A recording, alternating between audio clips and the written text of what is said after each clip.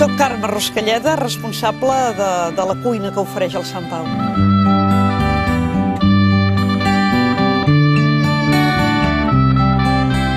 La cuina catalana té la sort que hi ha nascut la genialitat d'Adrià. I Adrià ha estat aquest cuiner que ha sacsejat el món culinari internacional. Jo estic convençuda que ara anéssim a Sud-àfrica i anéssim al restaurant gastronòmic més important de la ciutat, trobaríem pinzellades d'Adrià.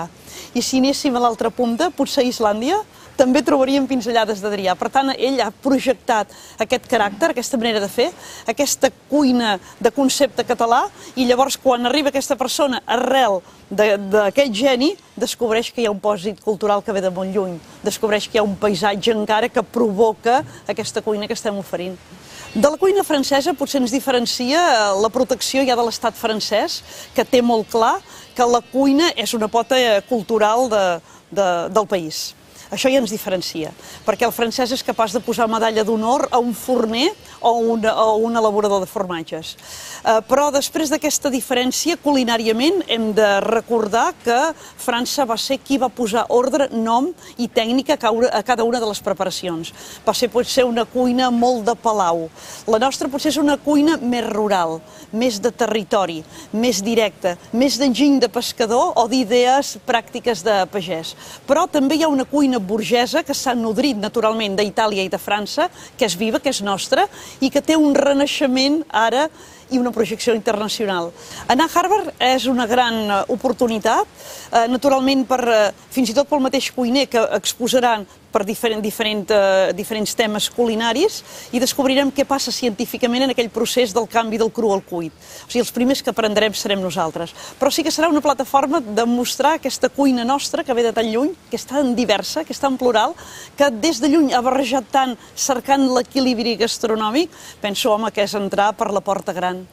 Jo penso que la visió, les idees d'Adrià modernes han esperonat a cada casa posar-hi idees pròpies, treballar amb rigorositat, treballar amb ordre, treballar amb estil, i això jo penso que és molt positiu.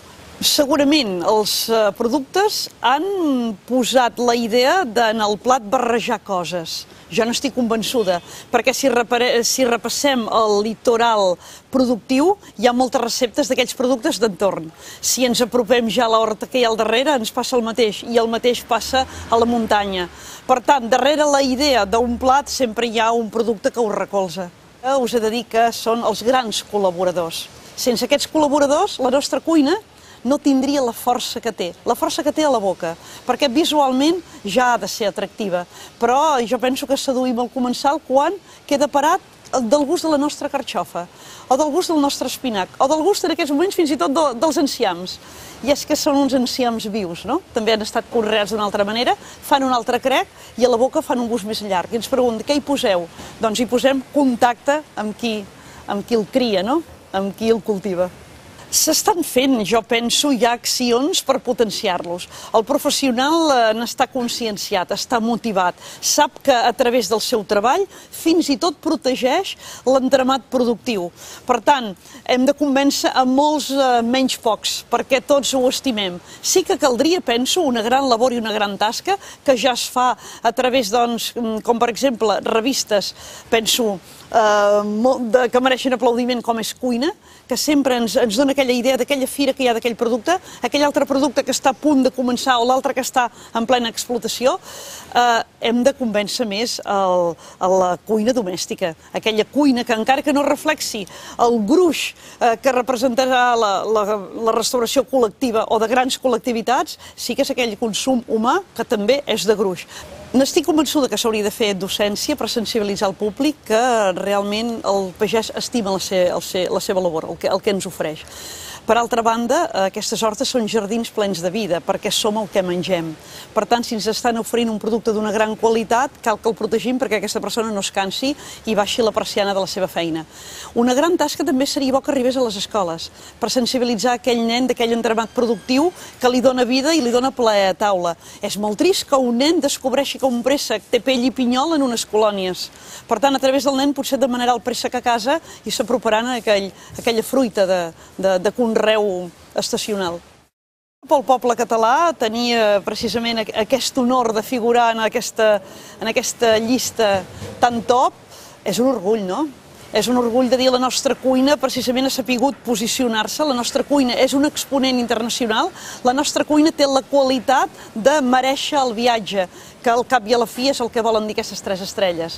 Penso que és una projecció agradable, cultural i de molta qualitat al darrere. L'explotació comercial d'un establiment d'aquestes característiques és molt curtet, és molt mins. Només de quadrar números ja és un èxit. Però sí que hem de prendre consciència que l'aparador que crea, la projecció, l'atracció, la presentació del que arriba a taula, sí que genera una gran quantitat de negoci. No només a casa nostra, perquè aquella persona s'interessa de l'oli que ha pres, s'interessarà d'aquella fruita on la pot comprar, s'interessarà d'aquell arròs, quin era l'arròs que tenia al plat, per tant, el buscarà per portar-lo a casa seva, però també és un salt internacional, perquè ets ambaixador d'una cultura productiva, amb grans productes al darrere, ja no només productes agrícoles, sinó també de productes ja líquids, com són vins i caves. Potser ho ha posat difícil fins ara, perquè les eines que hi havia a la cuina professional eren eines a la mida d'un home. Fa només 10 anys que les eines que es fabriquen internacionalment ja són a la mida d'una dona. Avui dia ja no existeixen aquelles safates enormes que entraven en un forn que potser estava alimentat amb llenya o carbó. Avui dia l'energia que utilitzem és gas o electricitat, la safata és petita, fins i tot tenim unes cuines climatitzades. Per tant, s'ha abolit aquesta duresa, ara sí que saben totes les dones que per entrar en una cuina així ja s'hi ha d'entrar amb un concepte, amb una idea clara, sàpiguen que hi haurà de dedicar el millor de la seva vida i que haurà de ser capaç de motivar un equip que la segueixi. Sempre he pensat que darrere un establiment com el Sant Pau hi ha d'haver primer una idea conceptual, una idea de criteri i de discurs per muntar tot el que representa, per muntar una sala còmoda, per muntar fins i tot una visió del que es veu a través de la finestra, sigui amable, sigui agradable, per pensar que la persona que farà possible l'enllaç de la gastronomia que se servirà sigui una persona que atengui, que sàpiga en cada moment solucionar un ensurt que pugui sorgir a la sala. Per altra banda, que hi hagin unes idees que tinguin un criteri, en el cas nostre, que va a cavall de la tradició i del producte d'entorn. I després, naturalment, un staff ben format que cregui en el concepte de la casa i que sui la samarreta del lloc amb molt plaer i amb molt d'estil. No he tingut la sort de viatjar el que m'agradaria. M'agradaria menjar-me al món, conèixer-lo, m'encantaria.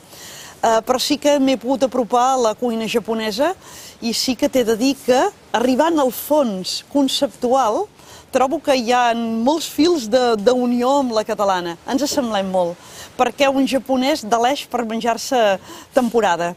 Li agrada que durant la cocció no ens hàgim carregat la gràcia, ni el valor, ni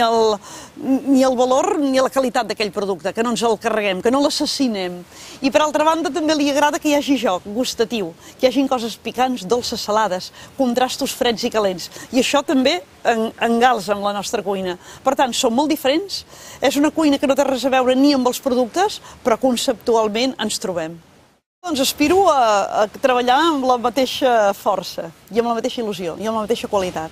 Aspiro i veure el goig que estic veient a joves que s'han format a casa nostra, que prenen el vol i que es fan un nom seu propi, que continuen amb aquell estil de protecció a la cultura nostra, de treballar amb les seves idees i que alhora protegeixi aquest entramat de producció.